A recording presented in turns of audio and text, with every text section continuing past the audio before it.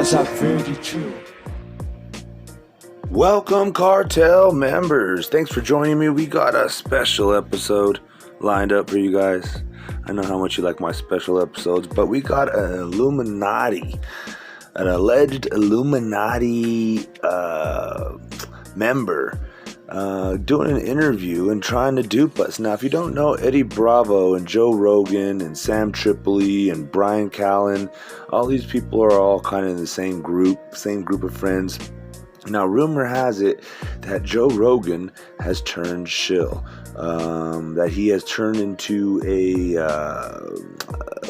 a CIA agent of sorts, or maybe an illuminated individual, however you want to call it.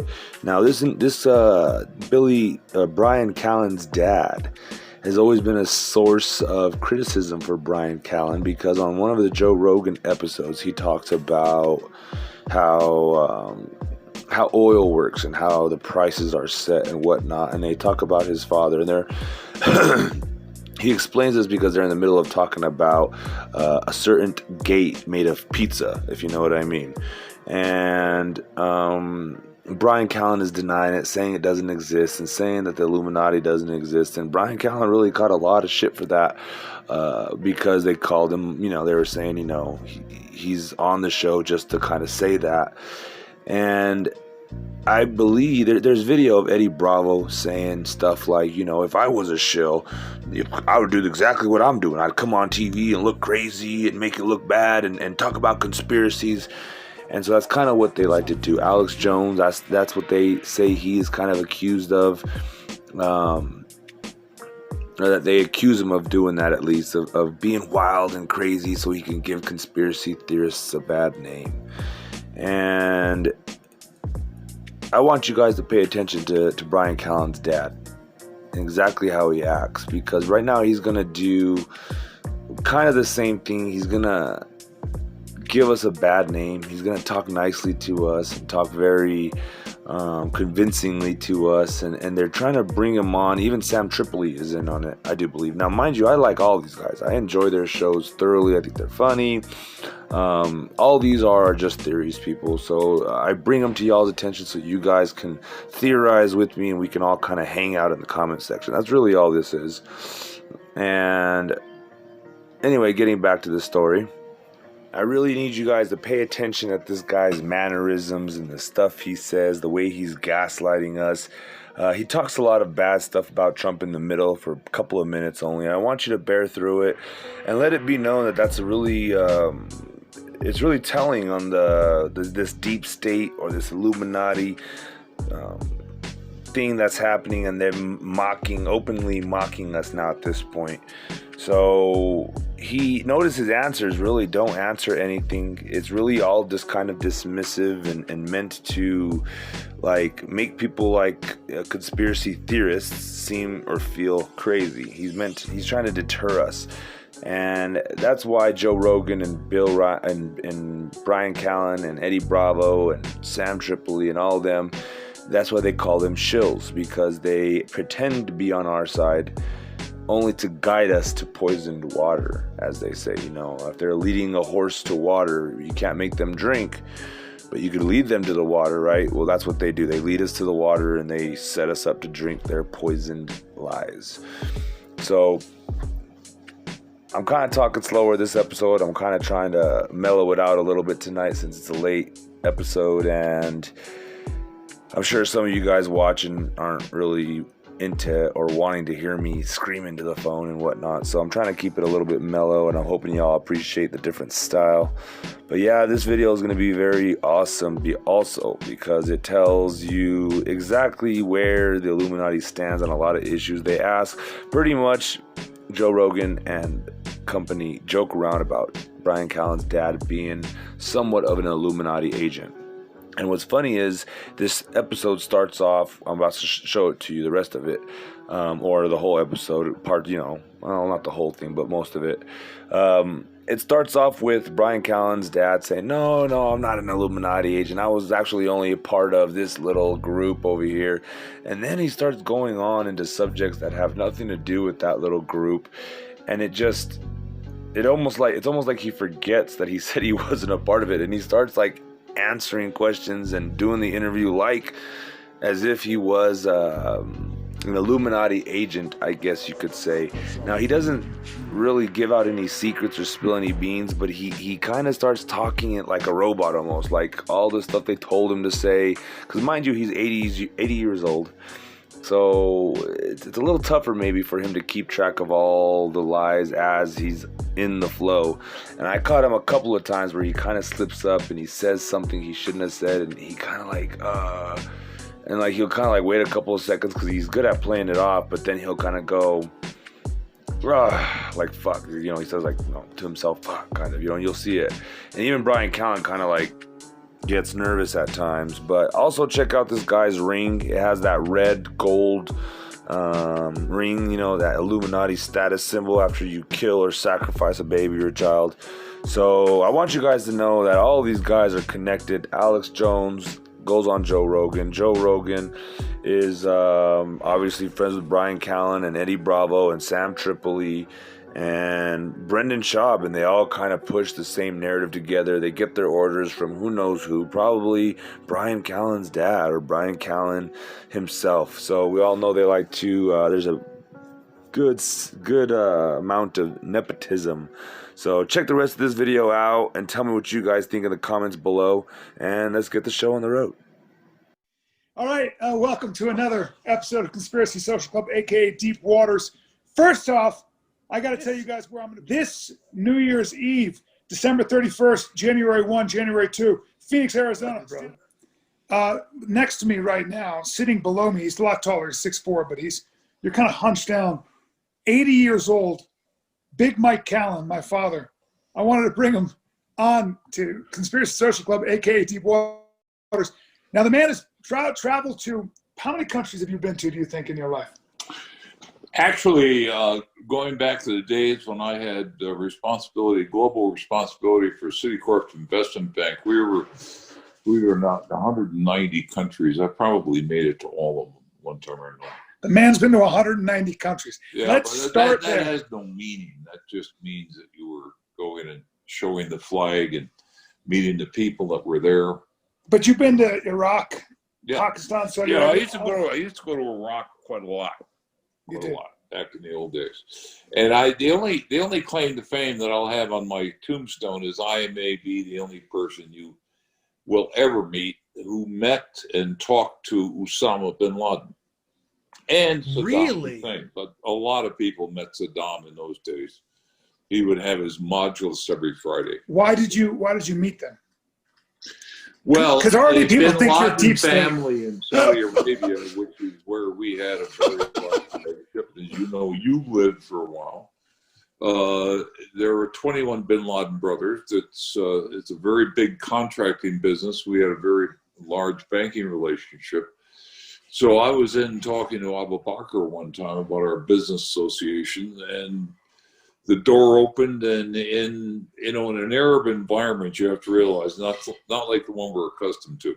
You could be sitting as we are right now, and somebody, a member of the family or somebody well-known, will walk in and have a seat. Not invited, doesn't have to be. So Osama came in, and he sat between the two brothers over on the sofa. And Abu Bakr said, "Say hello to my brother Osama. He's just back from, I think he had just come back from the Sudan." It was shortly after that, the Saudi government disowned him and kicked him out. But when I got up to leave, about 15 minutes later, the three brothers stood up, and they came over, and we stood and we talked for about 10 minutes through a translator. I should have told them not to do that. He's got a book right now on his shelf by Steve Cole called The Bin Ladens.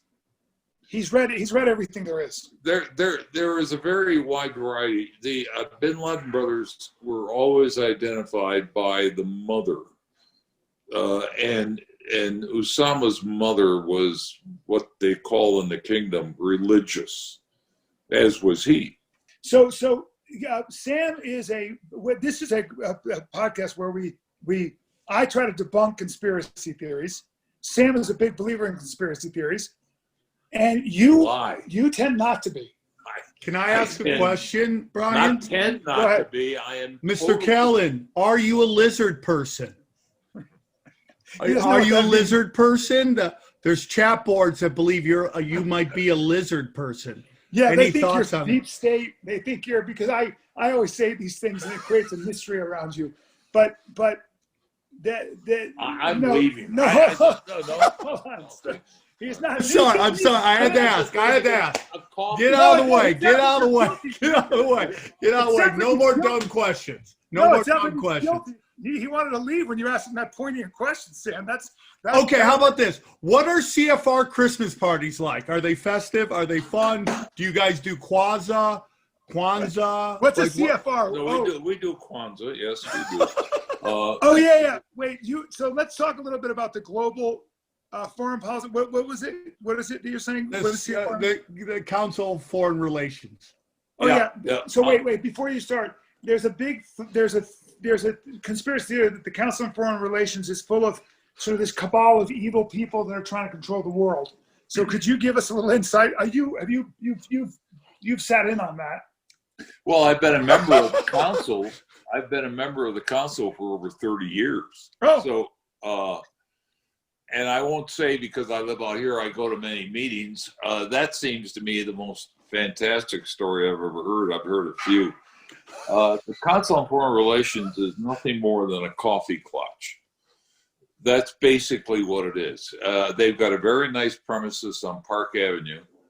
It's one of the very nice buildings. They could sell it today for $80 million. The guy in charge of it rotates, but the guy in charge of it was at the State Department. He was number 2 for a while. I don't think he did all that well there. He was there under Clinton. And they have some ability to attract significant figures. Like, for example, at the council, my own personal experience, I met Gorbachev there. He came and gave a talk when he was visiting the States after he left office. Dan Quayle came one time. We've had a few ex-presidents. Henry Kissinger used to come as. Is he? What's Henry Kissinger like? He knows. You've had some. I've actually met Kissinger because you moderated a debate with Kissinger. You met him. You came to an event when I had him. You met him. Yeah.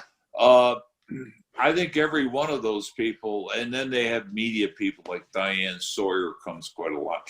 But, and I haven't seen her on television in 20 years. I don't even know if she still is on.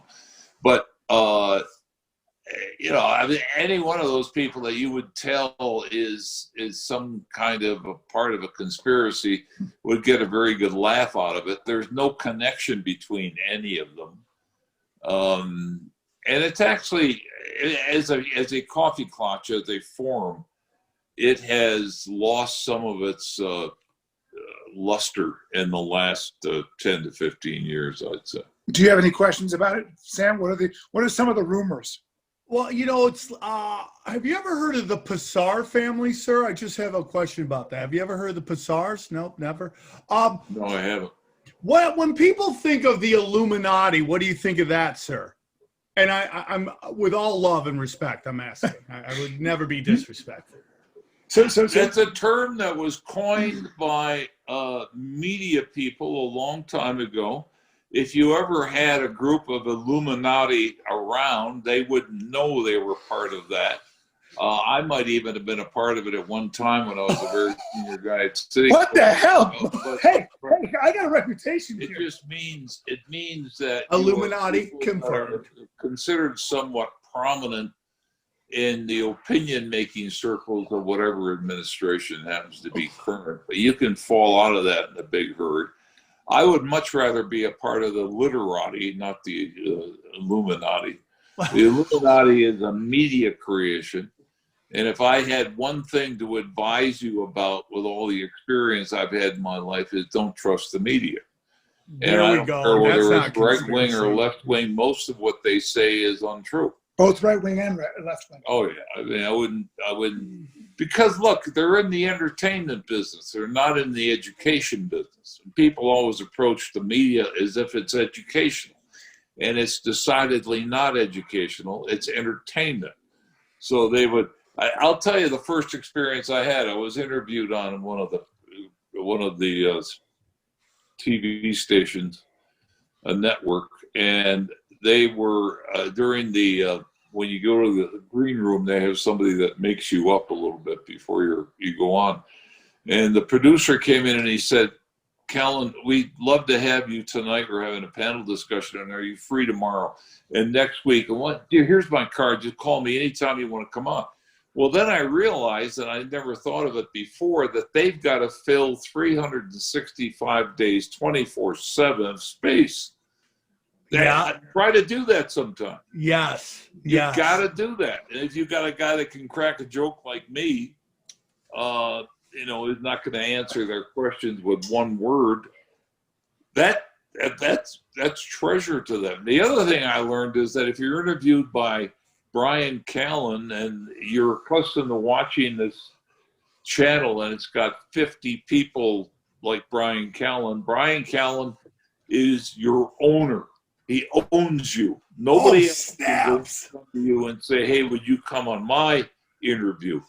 They own you. Like Tucker Carlson is particularly jealous of that. So it's like everything else. It's never what it seems to be. Go on, Brian. No, go ahead, buddy.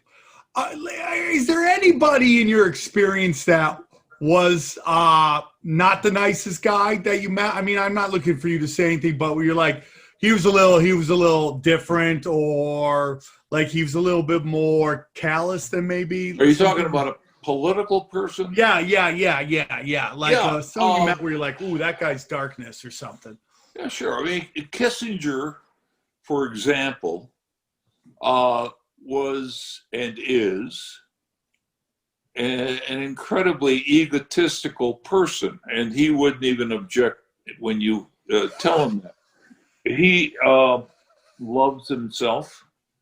He really believes he's the smartest guy in the world. He might even get close to, objectively speaking, being there.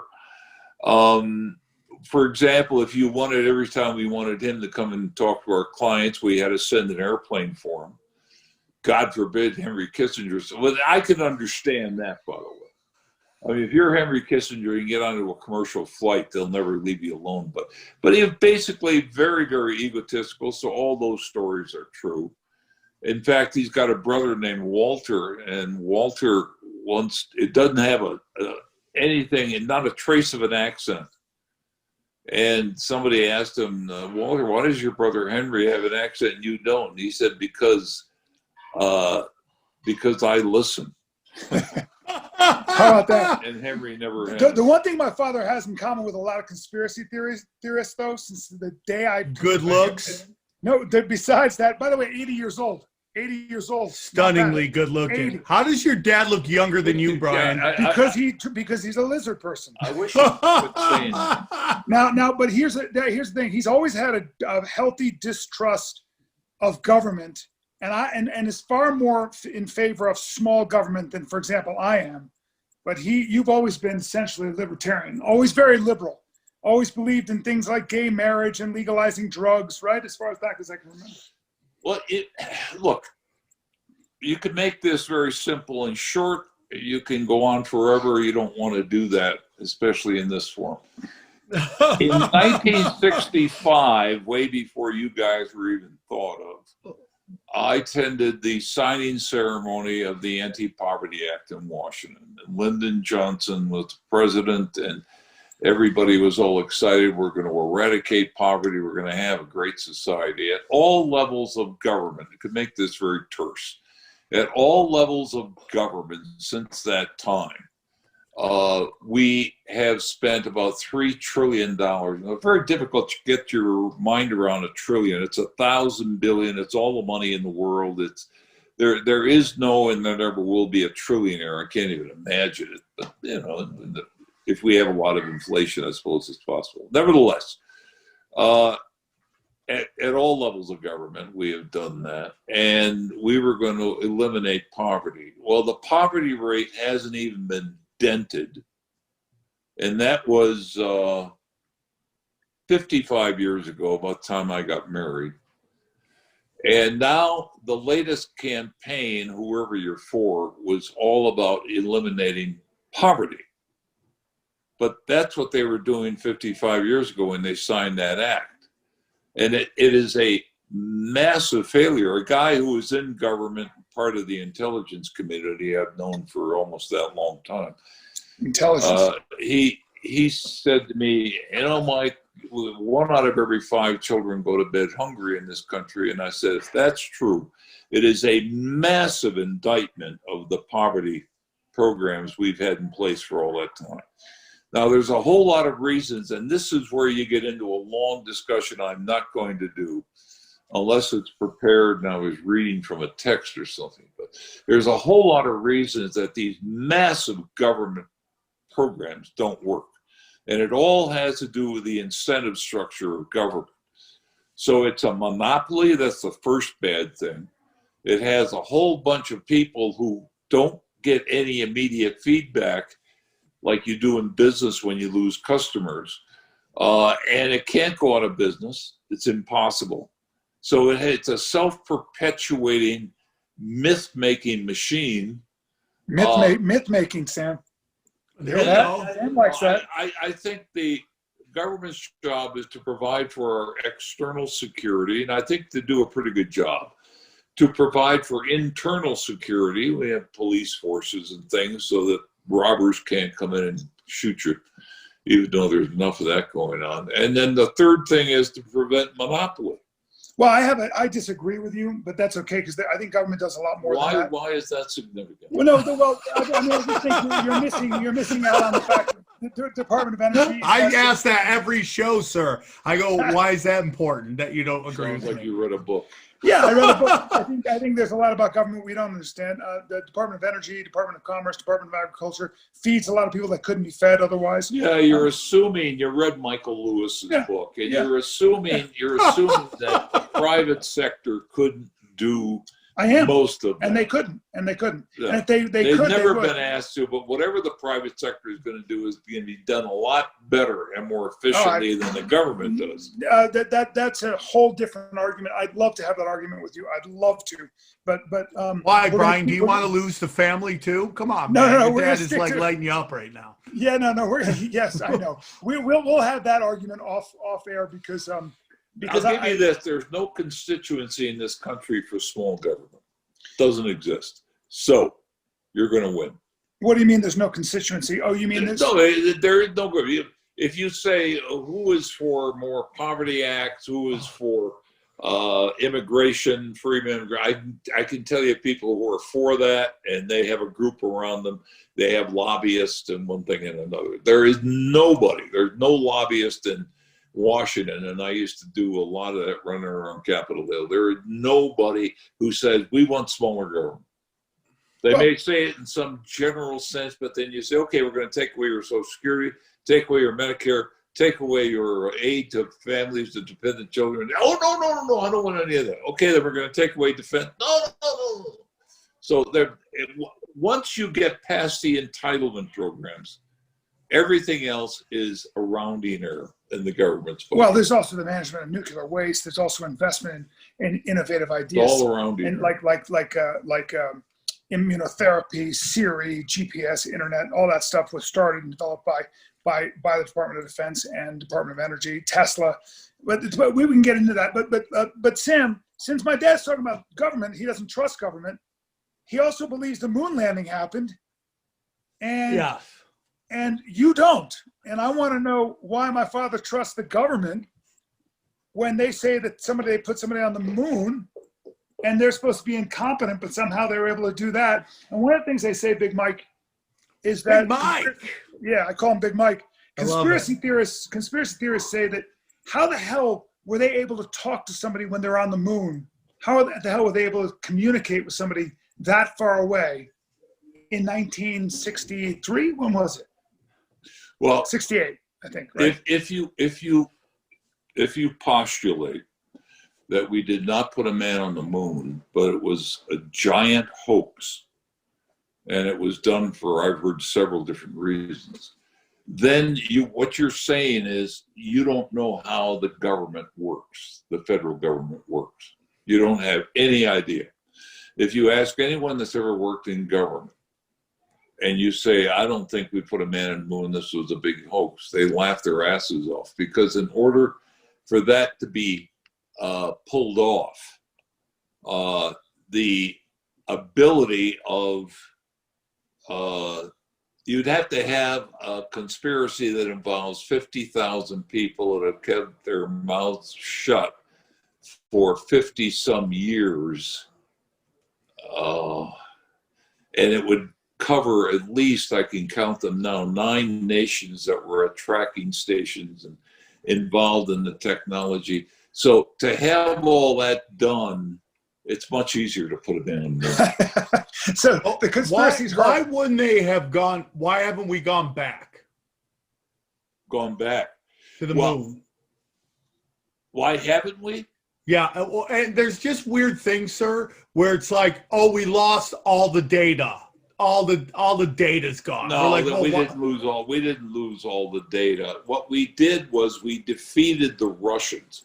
Look, in one sentence, the proof of having actually gone to the moon is that the Russians stopped trying. See, there was a race to get there, and the Russians, after we got there, stopped trying.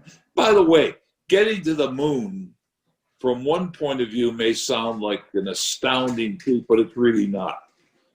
I mean, it's really not that astounding. We have put vehicles on Mars, not people, but we put vehicles on Mars. There are 2 major reasons that we didn't go back to the moon and do it again. The first reason is there was no reason to do so anymore because we won the Cold War. And, there was just no purpose in showing the world that we're better technologically. Everybody knew that. The Russians had nothing to show for it. And the second reason was that it's incredibly expensive. And there, as I said, it didn't have, Maribel? Yeah. Could I have a coffee? Thanks a lot. The second reason is that, it just was so expensive that you didn't have a lobby, you didn't have a source of sustenance for all these programs. Has somebody who is a very large groups of people that are very much interested, who are very much interested in whatever it is that they're getting out of this. Very small constituency for the moonshot, for the whole space program. I mean, nobody's going to go and live on the moon, whatever fiction that you may have. So we had been up there. We knew what it was made of. We knew most of that anyway. And it wasn't very far away. 250,000 miles is nothing. So there's a lot going on, as Brian will tell you from Lewis's book, in terms of planets that are further out, like Mars and things like that. So there's no child labor camps on the moon, on the dark side of the moon? Is that what Only a couple. Yeah. Okay. I mean, let's not make a big deal out of a couple of them. So let me just ask one thing, because would you say, sir, that there is a possibility of the government lying to the people in order to gain a certain action, a certain event to happen, such as like the Gulf of Tonkin? There is a strong motive for administrations to spin, and they do it every day.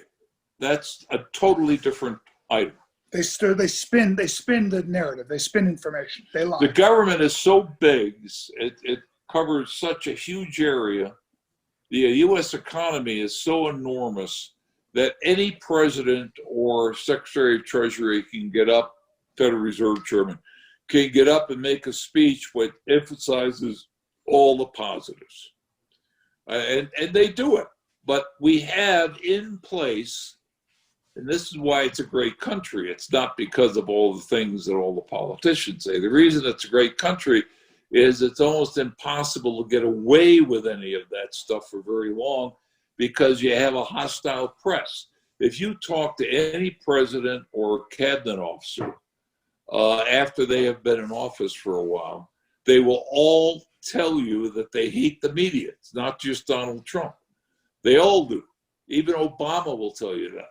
The goddamn media, you can't trust them. And, you know, and the reason that they hate it, it's a good reason, actually, for us, for all of us citizens. It's because they question everything you say, because they know that everything you say is self-serving and that you know how to say it very smoothly and use all the right words. So they're immediately out there trying to prove that you're a liar. Do you in your time, have you seen, like, does the media seem even more nasty than ever in the last 4 years with, you know, the arrival of Donald Trump? And yeah, is Donald Trump anything different than those yes. before them? Yes. And I have to hear, I've got a Donald Trump story. I'm going to tell you. And then I'll, boom, boom, boom, boom, boom.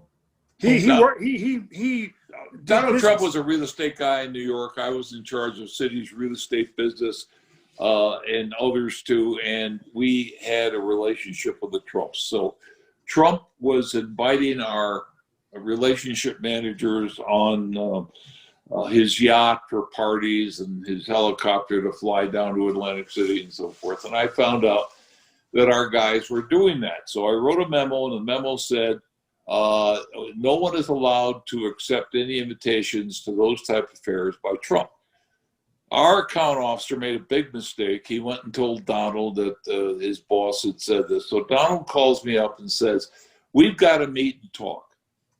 And I knew what it was about. So I went over to the Trump Tower. The first thing I noticed when I walked in was a 9x12 tableau, which had every magazine cover he had ever been on, including the Southwest Manhattan Real Estate Gazette and Business Week and so forth. And I said to myself, this guy is sick. But I will tell you, he oozed charm from every pore. He never brought up the issue. And when I got back to the office, I fired the account officer naturally.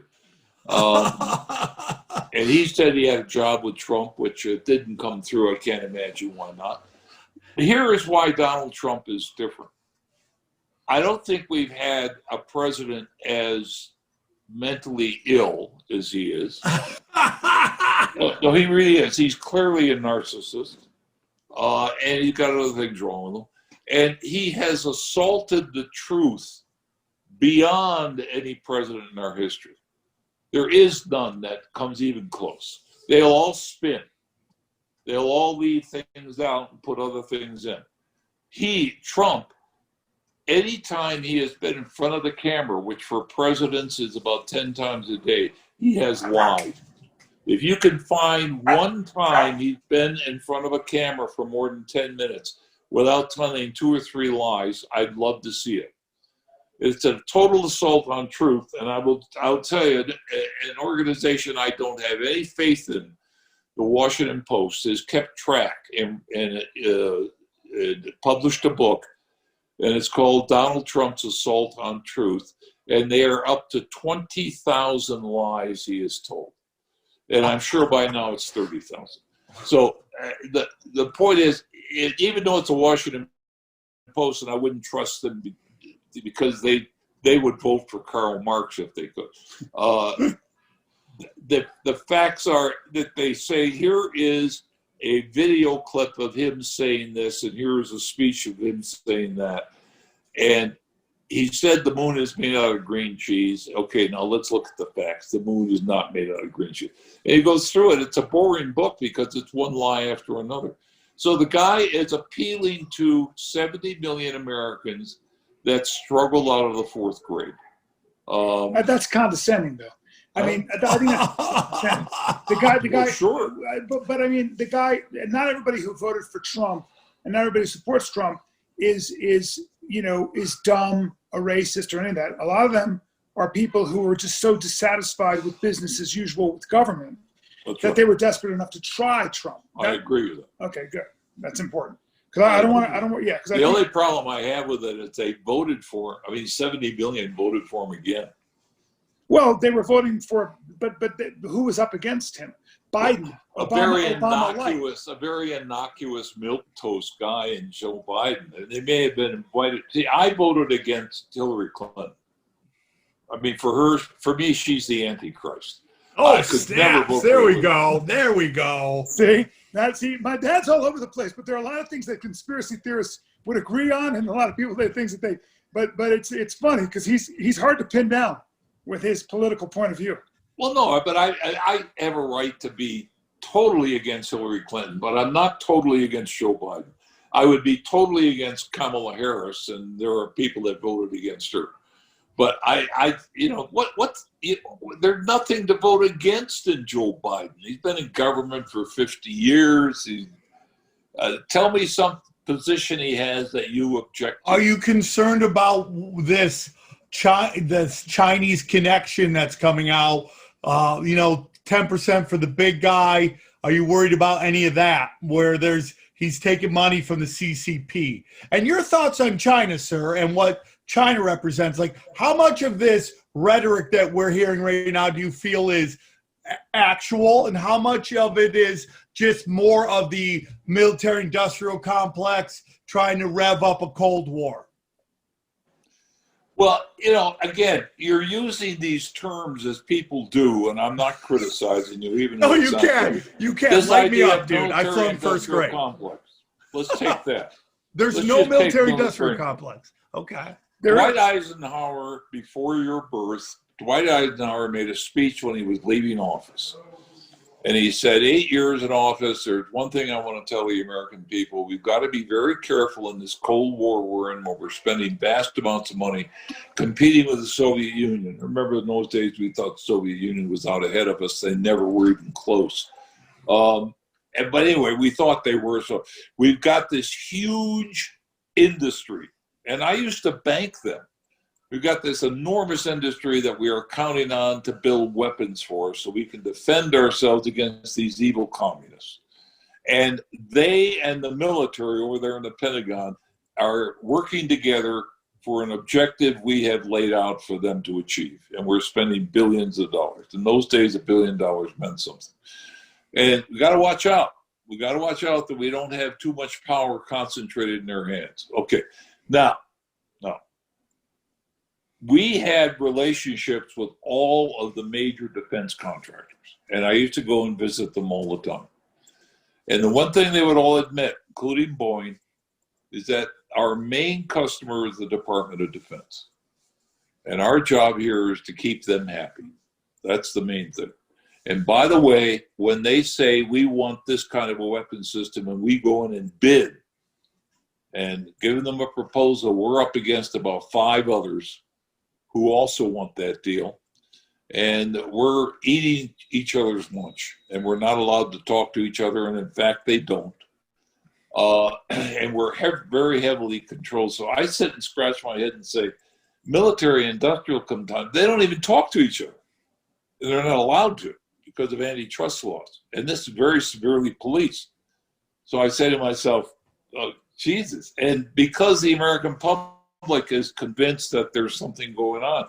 When they build the F-35, which has only recently been completed, every time there is a problem with a really sophisticated and complicated system like that, the contractor is the one that's got to, cough up the cash. So what they thought they were going to make on this, they make about half if they're lucky. So it's much more complex than just a military. I think people have in mind a smoke-filled room when they say those things. None of that is true. It doesn't work that way. What about China, though? He said, because I one time we were having a conversation about how China was taking over the world, and then you basically said, I don't agree. Why did he leave? Is it something I said? Yeah, he probably has to go pee or something. I think he's back. He's back.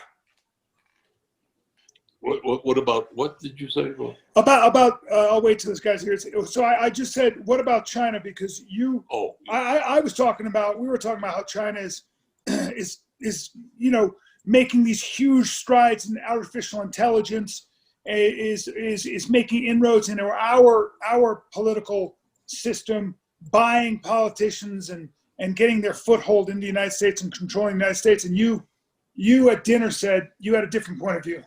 Yeah, I do. I have a different point of view, which it grows out of the fact that we were going to be taken over by the Russians. There was no doubt about it. We might as well all start learning Russian. They've got all these wonderful, marvelous abilities and strengths and secrets and weapons, and they're going to take us over. No question, no question. There was a whole group of the American press that was singing that song. It was, of course, it was all total bullshit. I used to go to Russia every 3 months, and I went on a tour of a couple of their factories. In fact, it was making furniture, and my guy, the guy I was working with, and they were showing me cardboard cutouts that they would trace in a cut.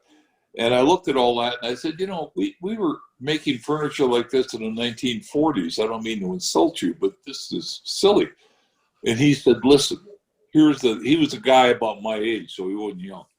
And he said, listen, talk to anybody that worked in this economy, this command economy, back in those days of Stalin and Khrushchev and the rest. And they'll tell you we could not believe that you guys believed we were so far ahead. We weren't ahead. We were always like this. It was propaganda. Did we have some rockets? Yeah. We had some rockets, and we would use them in every possible way to impress you. So your intelligence community would think that we were way out ahead. And it was never true. And we found that out. Oh, then it was Japan. Then Japan's going to take us over. Books, lots of books written on Japan. I read them all. And at various times, it was various people that were going to run the world. Now, of course, it's China. China came from nowhere, an impoverished hermit kingdom with a bunch of people all dressed in the same suit. We took him and his sister there way back when they first opened up. They 1982, right? Yeah, they were all a bunch of automatons. I mean, it was incredibly bad. Okay, so now because they're smart, they're cheap, and there's an endless number of them, Deng Xiaoping said, okay, why don't we get rich? Why don't we go out and manufacture a lot of this stuff? They'll show us how to do it. We'll do it and sell it back to them. And if they hadn't been successful at that, I don't know what they would have been successful at. So they got $600 billion in the bank, in the Central Bank of China. And they have, there isn't a thing. I could see behind you things that were made in China. In this room we're in, there's a bunch of stuff that's made in China. Everybody's got stuff made in China. And you know what? Our living standards are much higher as a result of it. But and this one thing Trump was on to, we had four times larger consumer market than any place else in the world, European Union or everything else. Without that, China sends their 350 million laborers back to the rice fields, and their ass is grass. They are toast if they ever tried to do that. So it's not, China doesn't have the power. We have the power. I don't think we should use it. My daughter said the South China Sea, that's not an American lake. Now that they're building a Navy, they ought to have some influence in the South China Sea. The only thing I'm worried about with China is Taiwan, but they've got a lot of problems. I'm talking about China. They've got a lot of problems that have an enormous debt load, absolutely enormous debt load. And they've got state-owned enterprises, the SOEs, a lot of them that Xi Jinping has brought back after his predecessor got rid of. Xi Meng and some of the others got rid of all that stuff. Good accent. They brought them back. And it's going to be, it's just sucking resources like mad. It's crazy to do that in the name of an ideology. China is not a problem. It's an opportunity. China's not a problem. It's an opportunity. Damn, Sam. A lot of information we're getting hit with here. A lot of information. Do you, as you take a look at what's going on right now, we've heard Brian use words that he's read in books like Marxism and stuff like that. Do you, what are your thoughts on that? Everybody thinks Marxism is now here through the schools. We see it starting to enter, a lot of people thinking entertainment. and stuff like that. Is your thoughts on Marxism making a movement in the United States? Marxism was dead many, many, many years ago. Marxism and socialism is responsible for the death, mass murder of millions of people, poor bastards, and the starvation and impoverishment of hundreds of millions. The problem is that when you get a Kamala Harris and this Alexandria Ocasio-Cortez, they're too young to remember any of that.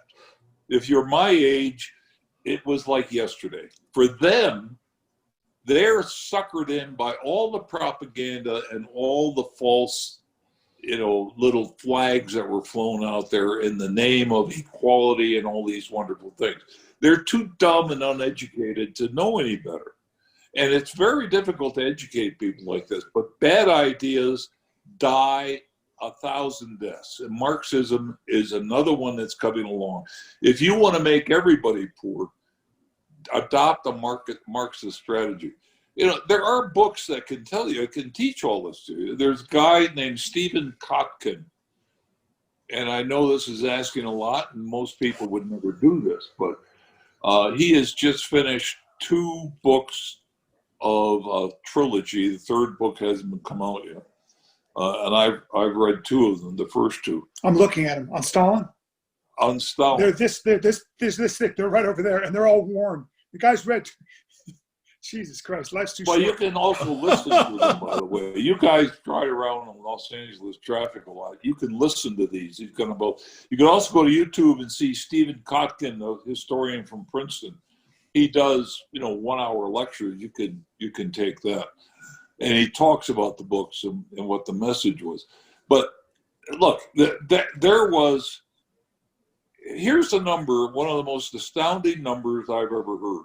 And it's very much part of Marxism. It's not a one-off.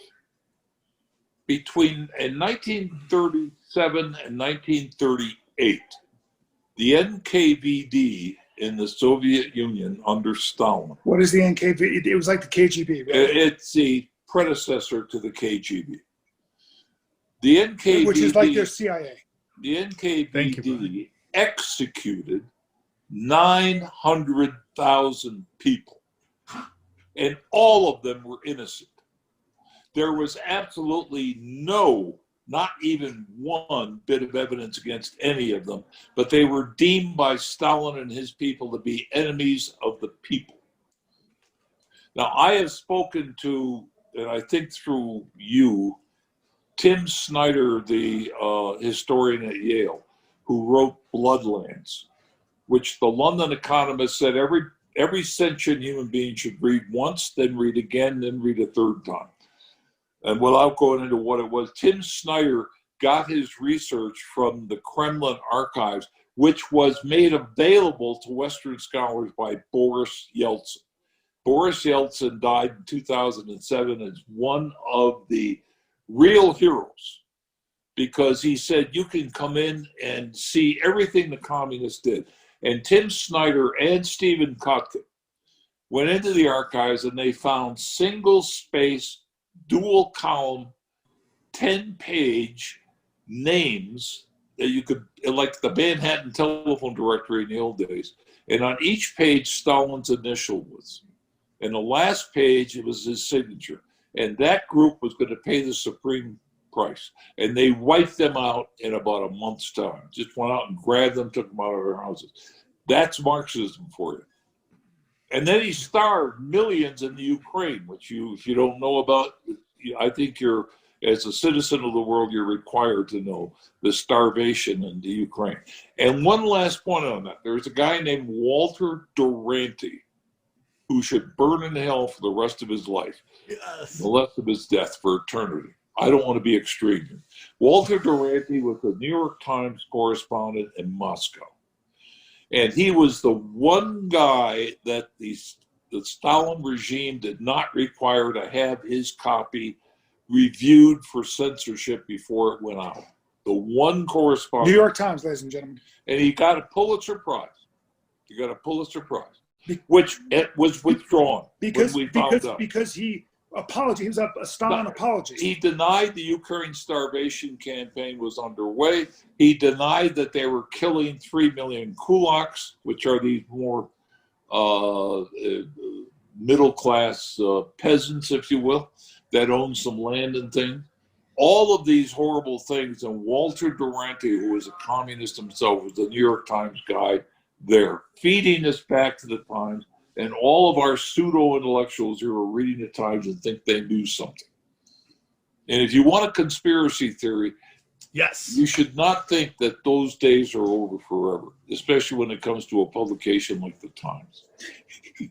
See, he doesn't like the New York Times or the Washington Post. I think we could see that in media a lot. Like there's like, you know, the Mockingbird media, CIA. What are your thoughts on that? Like the intelligence, their influence on the media, the propaganda. You've talked about that. Do you see that playing out right now in what's going on in the country? And is that a problem? Do we have a problem with, has our intelligence service gotten too strong, and are they here for the country? I mean, I'm sure there's giant parts of each of the intelligence companies that are good patriots. But you know, we all use the term CIA. You should know that in Washington, D.C., there are 22 different intelligence agencies, all of them totally independent.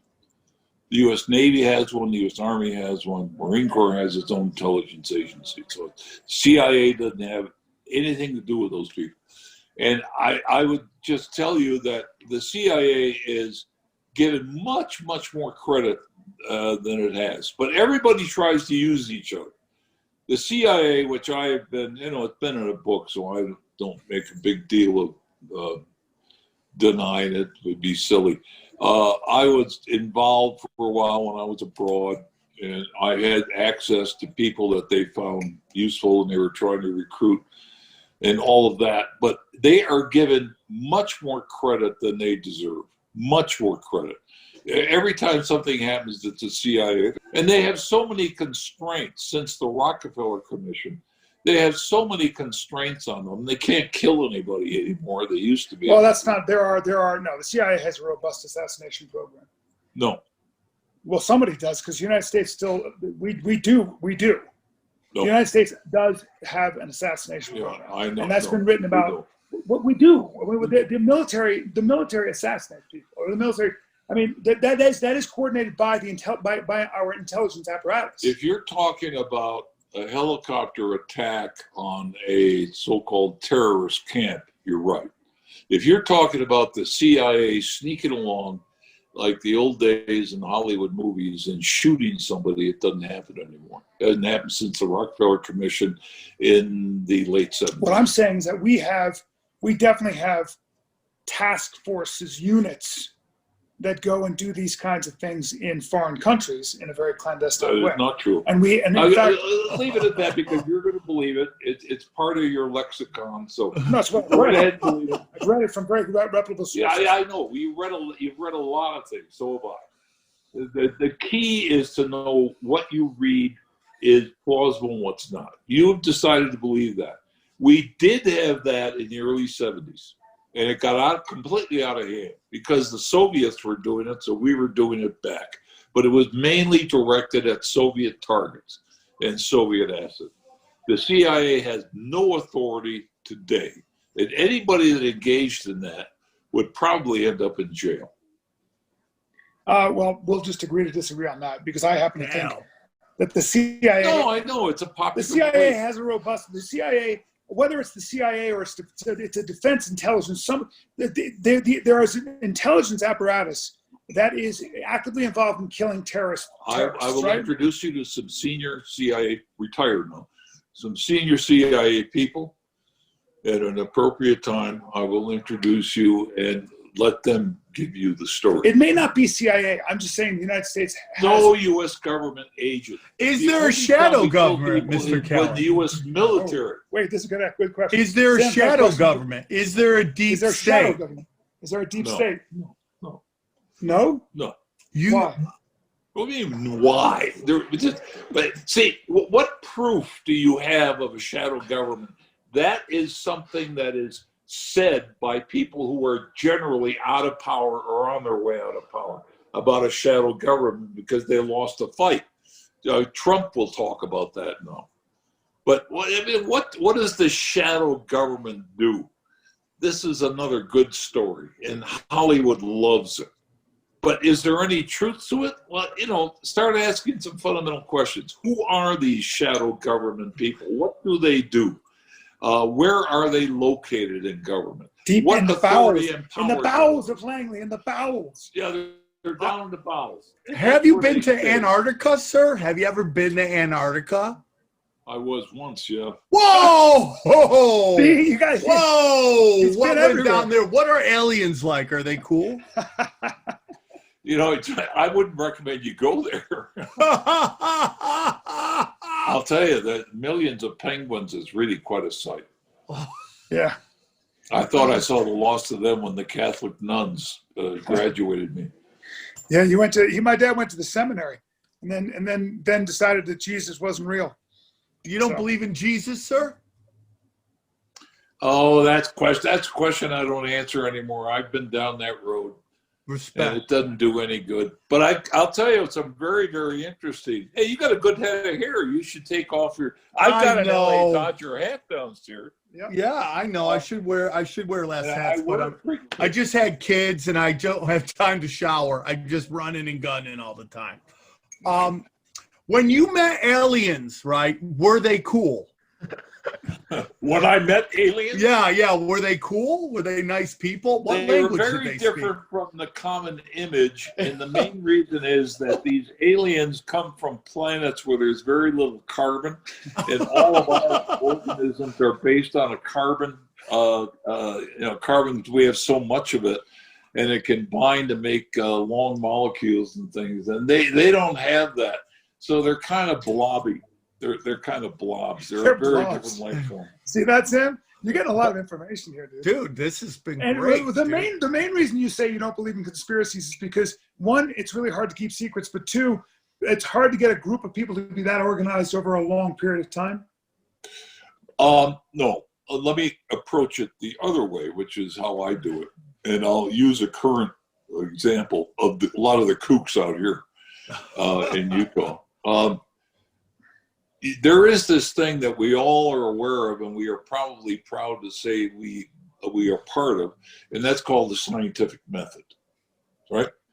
Now, the scientific method has made enormous progress in the last 200 years mainly, and it continues to rapidly accelerate in the progress it makes, so that now a lot of the beliefs, even when I was a kid, that isn't very long ago, I mean, it's a while back, but very long ago, have now been totally dispelled. So the question is, why have a lot of these beliefs that were common in my family, for example, why does no one believe that anymore unless they are mentally ill? It's because of fact and evidence and analysis, the scientific method applied to everyday life. So we now understand what a virus is. We could develop this vaccine. We could never have done that in the 1950s. We couldn't do it in 1918 because, the Asian flu, the Spanish flu, could have killed as many as 100 million now, a lot of scholars are saying, as opposed to the 50 million as a generally accepted number. If that happened today, we would have had a vaccination in no time. We probably would have lost 1 million. Why? Because we know how to go about this, how to examine the phenomenon of this virus. We understand a lot about viruses and how they work. Scientific American, for example, about 2 issues ago, had an incredible issue all devoted to the coronavirus. It was really worth the time of reading. And you knew we were going to get this vaccine based on messenger RNA and all that. But that was a language that was not even available. So when I say coming at the I mean this. Show me data, show me evidence, and then show me your analysis and what conclusion follows from it. Conspiracy theories start with a conclusion. That's where they start. And then they say, we're going to go out, and they engage in this thing called confirmation bias. I'm going to go out and find a reason, now that I've reached the conclusion I want, that this conclusion's correct. And that goes on around here. Let's take the current situation of this election was a fraud. Another lie by Donald Trump. Right? But he lies about everything. So, you know, if you, was there, let's see, how many do we have here? We have 70 plus 70, 100, let's call it 150 million people across 50 states went in and voted. Was there some fraud? Yes, there has to be. Probabilistically, there has to be. How about previous elections? Yes, there had to be. How about future elections? No doubt about it. Is there enough fraud to overturn the election? There's absolutely no evidence whatsoever for that conclusion. None. Now, if you love Donald, as a lot of these kooks do, and you wanted him to win, then you're going to say there was massive fraud in this election. But by the way, it wasn't there when Ronald Reagan, who we liked, won. It wasn't there when George W. Bush won or H.W. won. When our guy won, there was no fraud. But when our guy loses, there was massive fraud. Well, but by the way, the Democrats, when Trump won, they had their own conspiracy about how the Russians wanted for him. So both sides seem to do a lot of this. Well, yeah, and the Russian conspiracy thing was examined by the federal government under Robert Mueller, who was anybody's upstanding citizen who had years in charge of the FBI and was widely admired across the aisle, both sides. And as soon as he came along and said, look, we spent $30 million in 2 years, we could find no conspiracy or collusion with the Russians. And then the Democrats said, oh, well, we don't like that, so we have decided that you're a fraud.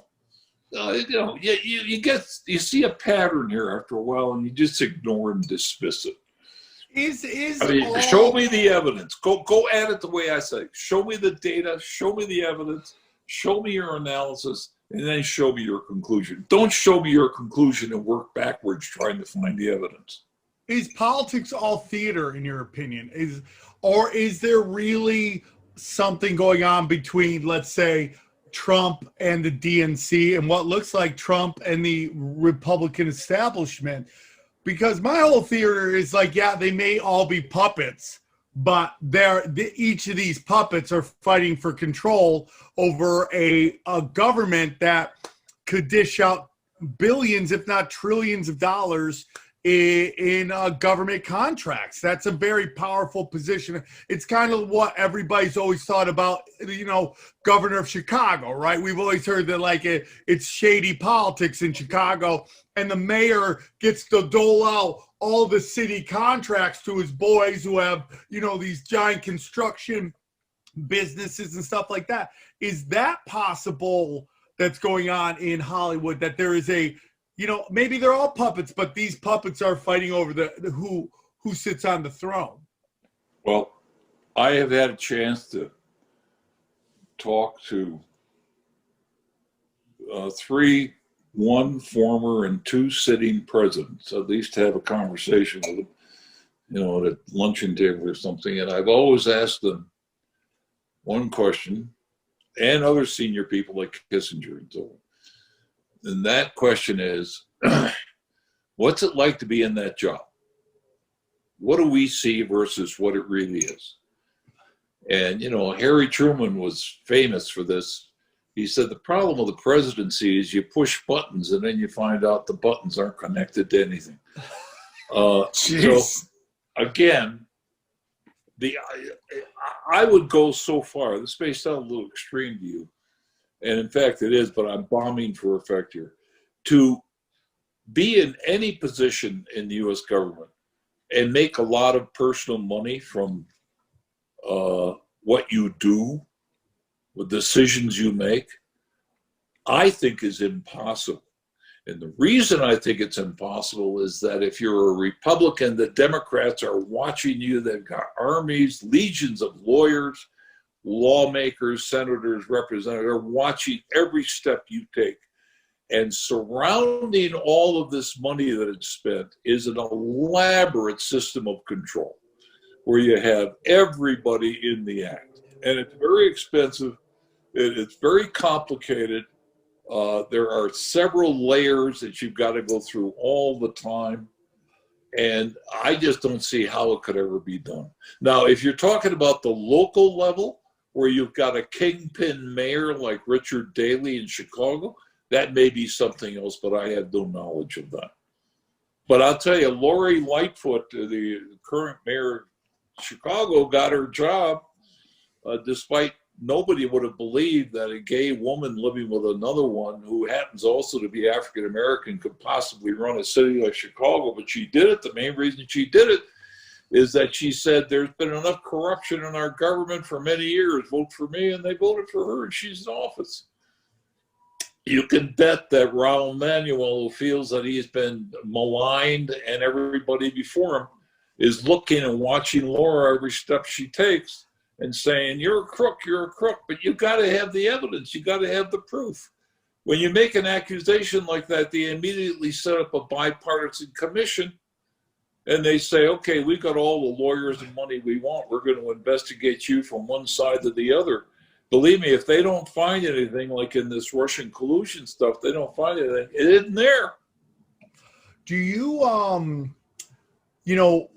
there's this whole push from the left side. I have friends who do this. I'm not this into that, but this push for socialism.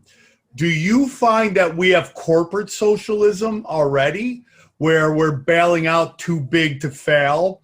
And your thoughts on these banks that like play crazy, like Goldman Sachs? I don't know how many of them you know, but when they set together this real estate portfolio, telling their investors to invest in it and then taking out insurance on it. You're talking about privatizing your gains and socializing your losses. Yes. Too big to fail.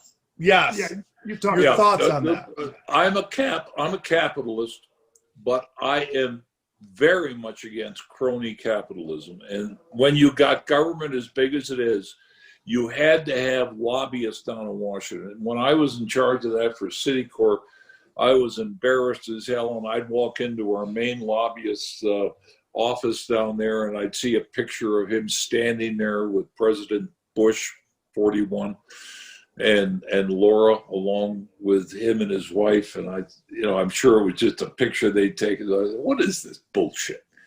I mean, what were you there for? What was your purpose? What do we have this whole office here for?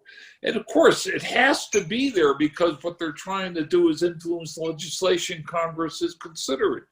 And if they don't hear from the industry, they're going to come up with some law that is going to do a hell of a lot of damage, not just to us, the bank, but in general. Because I got on an elevator one time with a senator, and he turned around and he said, "You've got 5 minutes to tell me everything you know about SDRs." He was going to a hearing, and he was going to go and have to vote. 5 minutes to tell me what you know about SDRs. And I said, "Senator, I couldn't even give you the headline in 5 minutes." But that's what they deal with. Imagine being a senator. You're dealing with the whole world. Tell me all about the Ukraine and the guy that was working with Hunter Biden. I want to know all about it. Oh my God, what? Are you crazy? It's impossible. So we've created a monster, and the corporations have to become something of a monster to interact with it. But I don't approve of any of that. I've been a critic of it forever. You've been a critic of the fact that government, like big banks will socialize, they'll privatize their gains, and then as soon as they make a huge mistake with other people's money, they get the government to bail them out. So you're a big critic of too big to fail, aren't you? I am, but when people say to me, "What would you do?" in Federal Reserve governors have asked, "All right, Callan, you're a wise ass. We saw you on television. What would you do if you were in our place?" I don't have an answer. Should I let them go broke so all those people who had deposits with them lose their money? These are all poor people. I mean, people of modest means. What would that do? Yeah. Teach them a lesson? That's ridiculous. What is your favorite Brian Callan project that he did? What did you enjoy the most? Was it my childhood? Mad your TV. child? Mad TV. Brian on Mad TV. Listen, we gotta wrap this up. My final question. Go ahead. Do Rothschilds eat children? That's my final question. That's my final question. I'll never ask anything again. Do they eat the children? Do they throw hot sauce on them? Do the Rothschilds control the world? Do they eat children? Rothschilds, I'll say two things about, if you want to talk about the Rothschilds. First of all, there are three different parts of the Rothschild family. Two of them don't even talk to each other. Secondly, they've seen much better days than they have now.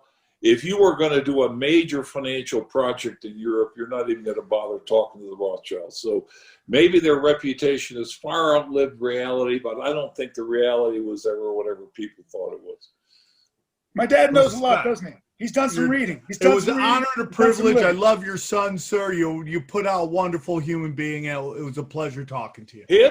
80 years old. Give us wonderful. Have you met my other son? You're 80. You're 80 years old. You're 80 years old with a mind. You keep saying I'm 80 years old. I think we've got past that. You've got a very sharp mind. Your body's sharp. Your mind's sharp. How tall is your dad? He's 80 years old. You're always criticizing my body. He's 6'4". He's 6'4". And how tall are you? I'm 5'11". No, what? I'm 6 feet in shoes. Now here's the question. Give us some advice for young people listening. Tell us about give us a piece of advice in all seriousness, and what are some of the more important things to keep in mind as you navigate through life? For me, it's intellectual growth, which should happen every day. And, there is no day when now I've learned what I have to learn. There's no such thing as graduating from an institution of learning. It doesn't exist. It's some formal symbolism. But, I see the people around today, 25, 30, 35 years old, they're ignorant. And some of them have PhD. One of them that we're very close to here. I respect what they've accomplished, but they think they've learned something. They've learned anything. There's just too much, just way too much to learn. This is coming from a man who plays, he's learning the guitar and practices Italian every day. That's wonderful. Honor and a privilege, sir. Thank you for putting up with my questions. I appreciate that. So lots and lots of interesting info there, guys. Let me know in the comment section what you guys think about this episode and what you guys think about any in particular theory that they went over or subject that they went over and how you feel. And we can converse and have a conversation about it. And maybe some other cartellers will join in. If not, then just me and you, baby. Me and you will be talking about whatever you want. That's the whole point of this channel. Like I said in the beginning, it's more of a place, like these subjects I like to dive into. And I like to talk about them and think about them, but nobody else does in my family. So I created a channel for me to kind of dive into some of these subjects I've always wanted to dive into, and I figured I might as well bring some of my bring along some people with me, some witnesses, let's just say, so when I get scared I have somebody to cuddle with, let's just say. Anyway, so if you haven't yet, please guys, check the description below. If you've made it this far, it means you're a diehard, and I really need you guys to help me out. I hate asking for support, and I hate asking for donations, and I hate asking for tips for these videos, but it really does drive me and push me and validate me, and it actually does all the money goes into the channel. And I hate when people say that because they kind of abuse that saying, going and buying McDonald's or groceries. I get medicated, and I'm not afraid to admit it. I'm disabled. I'm fighting for disability right now. I'm not approved yet, so I haven't worked in 3 years. Okay, I'm on Medicaid and food stamps, so your money won't go to any of that. It will go to building this channel and maybe hopefully one day getting me off of food stamps and all that stuff, because I just don't have any other. I can't even beg on the streets. I can't stand longer than a minute. I can't even sit longer than a minute. It's constant readjusting, and it's my left leg feels like it's on fire all day long. And I'm not trying to pity trip y'all guys, but I kind of am, because at this point it's my job as the capitan of this cartel to ensure the safety and the growth and the well-being of this channel, and that all requires a little bit of funds that I cannot put into it. Now, this channel is a growing monster. It has lots of people that love it, and love me, believe it or not. So like, it's not just the channel is what I mean by that. I know I can put up a channel anywhere, and I have lots of people that will follow, and I know how to grow these channels. And you guys, even though they destroy my channels, you guys come back, just like you found me the first time. We're a tribe, you know what I mean? And part of my voice is going out a little bit, but we're a tribe. You know, I don't think anything is by mistake. I think everything is part of God's plan, and I do believe that every single one of my subscribers that found me was part of God's plan. It hurt me. It does hurt me till this day, to right now, probably forever, to lose those 5,000 subscribers that probably, you know, not their fault, but probably just, well, forgot about it, you know. So anyway, check the description below for ways to donate. There's a couple of links there to some, you know, digital like CASHAPP and PayPal, or not PayPal, I think. But anyway, just check them all out. See if you can donate. If not, email me, and maybe we can figure something out. And that's all I got for you guys. So thanks for your support. And as always, you know the routine. To God be the glory.